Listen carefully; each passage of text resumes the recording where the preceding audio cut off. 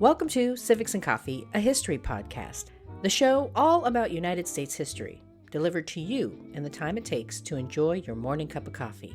I'm your host, Alicia, a historian trained in United States history with a passion for telling both the known and unknown parts of America's past. So grab your coffee and get ready for some bite-sized history. Hey everyone, welcome back. A few weeks ago, I dipped my toe into what I call my civic history era with an episode dedicated to the history and prior usage of the Insurrection Act. In it, I outlined the context surrounding the law's establishment and how prior presidential administrations have used it since its origins. You all seemed to really enjoy that episode and asked for more, so I am back with another ripped from the headlines history deep dive. On March 15th of this year, the president issued an executive order titled Invocation of the Alien Enemies Act regarding the invasion of the United States by Tren de Aragua.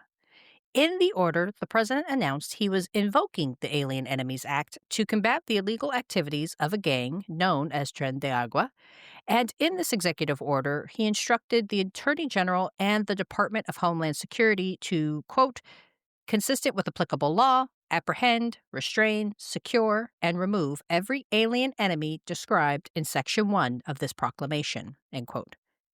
This had many Americans asking the question, what exactly is the Alien Enemies Act? So, this week, I am exploring the Alien Enemies Act. What is it? How did it originate? And how have other presidents used it in the past? Grab your cup of coffee, peeps. Let's do this. To understand the Alien Enemies Act, it is important to understand the context and events surrounding its passage. First, the Alien Enemies Act is one of 4 laws passed in the summer of 1798 during the administration of second President John Adams.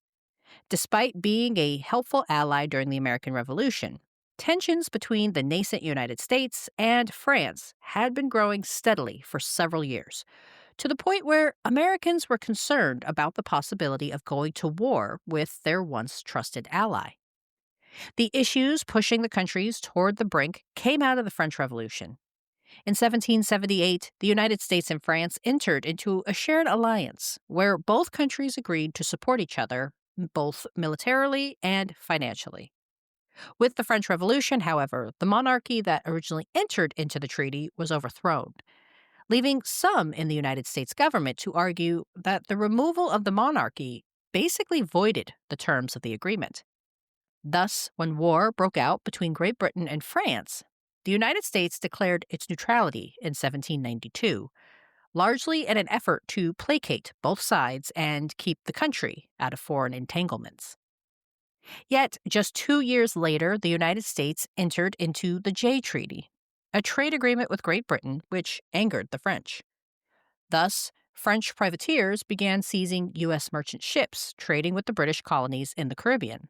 And there was legitimate concerns that these seizures in southern waters would eventually head north, and that the United States could be facing war with a pretty powerful enemy. When the United States tried to solve their tensions with the French government through diplomacy, they were given the runaround and faced unreasonable demands, including an attempt to solicit bribes from the American envoys before France's Minister of Foreign Affairs, Charles Maurice de Talleyrand, would even consider meeting with them. While admittedly skipping a lot of detail and nuance, this impasse led to what we know as the XYZ affair in the United States and furthered American suspicions about the potential for war with France. Mixed with the heightened fears of a potential war was the fact that thousands of immigrants had fled to the United States amidst the chaos and dangers in Europe. This included people from England and France who settled throughout the country, including Philadelphia, still the nation's capital, in 1798.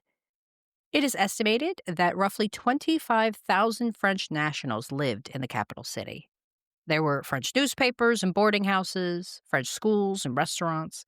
As Adams biographer and historian David McCullough described, quote, the French, it seemed, were everywhere, and who was to measure the threat they posed in the event of a war with France, end quote. In this context, there was a real fear of the enemy within, What would happen, some worried, if the United States and France were to go to war? Would those thousands of Frenchmen take up arms in defense of their mother country and override the capital? There was also, to a lesser extent, concern about the quote unquote wild Irish, those who migrated to the United States during the Irish Rebellion in 1798.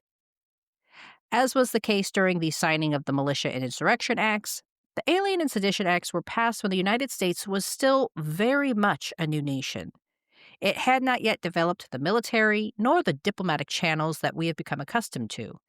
So, in addition to authorizing the commission of new naval ships to provide security against attack from the outside, the Alien and Sedition Acts were seen as mechanisms to safeguard the country from attacks from inside. As I mentioned at the start of the episode, the Alien Enemies Act was one of 4 laws passed during the summer of 1798.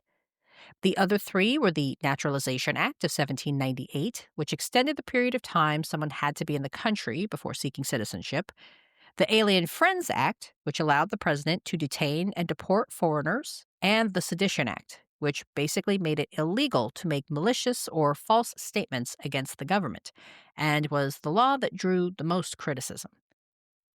The Alien Enemies Act allows the president to deport or detain individuals who originate from another country when said individual comes from a country the United States is at war with, and if they are considered a threat to national security.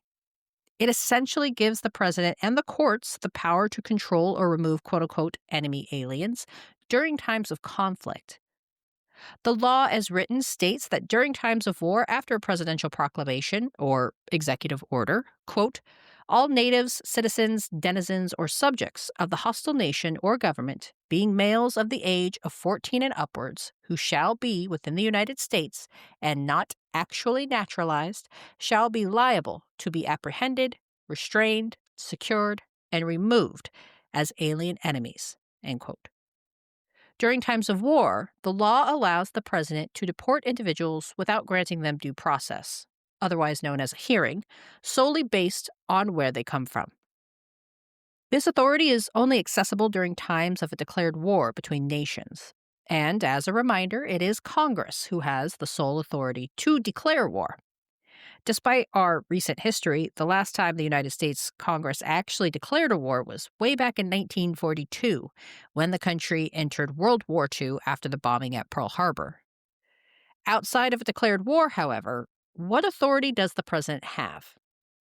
Well, it depends on your interpretation of additional language found within the law.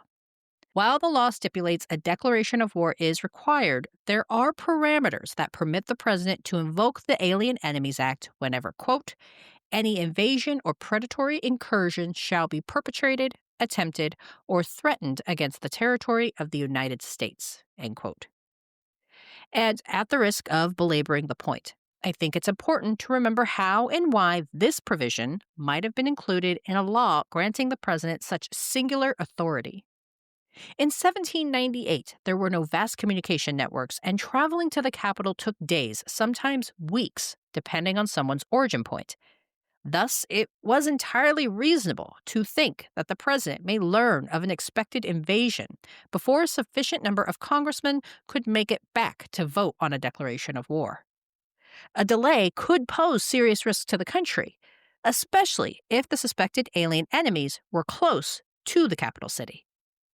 Thus, when the legislation came across John Adams's desk, in the midst of what felt like escalating tensions with a country already at war with Great Britain, Adams signed them into law. As David McCullough highlighted in his biography of Adams, quote, the United States was at war, declared or not, and there were in fact numbers of enemy agents operating in the country, end quote. Yet even John Adams himself considered the Alien and Sedition Acts to be wartime powers. Adams' vice president, Thomas Jefferson, someone highly supportive of the French, worried extensively about the president's authority and was concerned the president would misuse the authority to deport the masses. Jefferson's concerns were unfounded, as President Adams never invoked the Alien Enemies Act, despite pushing and encouragement to do so from his Secretary of State, Timothy Pickering. The one law Adams did use during his administration was the Sedition Act, which led to almost instant criticisms. As presidential historian Lindsay Travinsky illustrated in her book about the Adams presidency, quote, as citizens began to see the implications of the Alien and Sedition Acts through local prosecutions of average citizens, the tide began to turn against the Federalist Party, end quote. Of the 4 laws passed in the summer of 1798, only the Alien Enemies Act remains on the books. Both the Sedition Act and Alien Friends Act expired in 1800, and the Naturalization Act was repealed in 1802. Why, you might ask, was it allowed to remain? I couldn't find any written justification, but my educated guess is that Congress at the time wanted to leave some mechanism in place to protect the country in the event of a declared war, and thus left it alone. It was used just one time in the 19th century, during the War of 1812, when all British nationals living in the United States were required to report information such as age, length of time in the country, and whether they had already applied for naturalization. In the 20th century, presidents invoked the Alien Enemies Act during both World War I and World War II.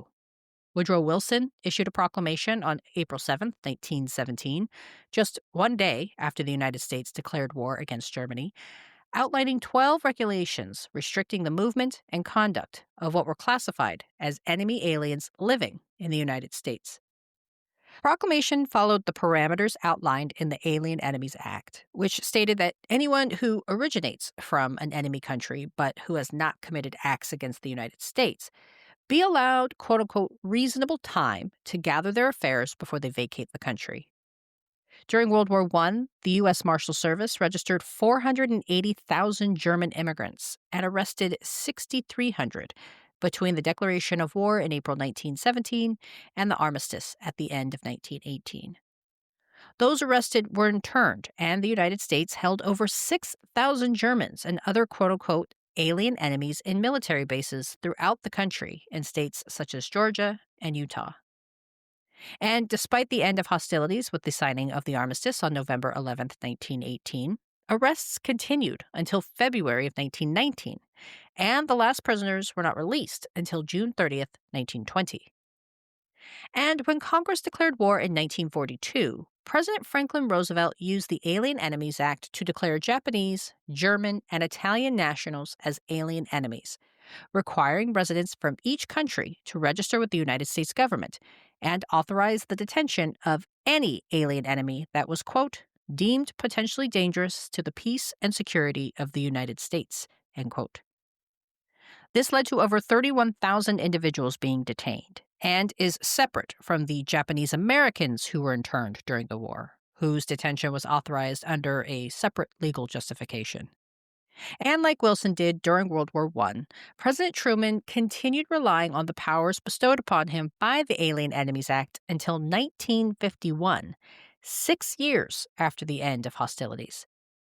Truman's extended use was challenged in a 1948 Supreme Court case, Luedecke v. Watkins. The court held that Truman's decision to rely on the wartime authority long after the war had concluded was not a violation of the Alien Enemies Act.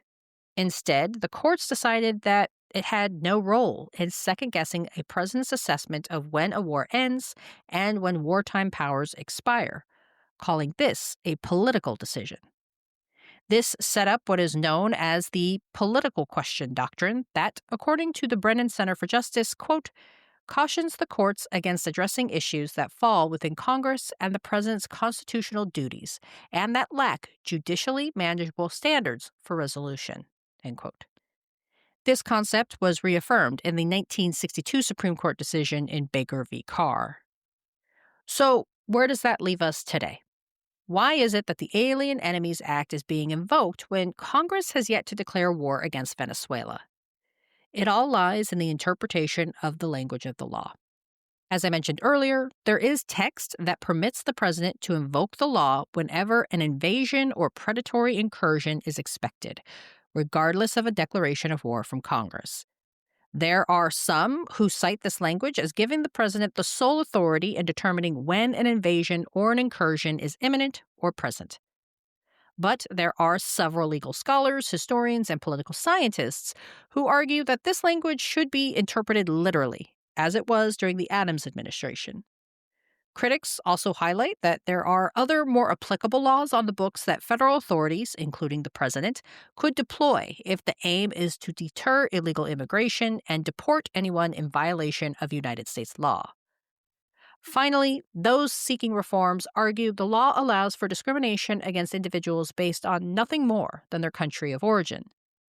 Two members of Congress have introduced legislation, the Neighbors Not Enemies Act, which would repeal the Alien Enemies Act in its entirety. As of this recording, it has not yet made it out of Congress.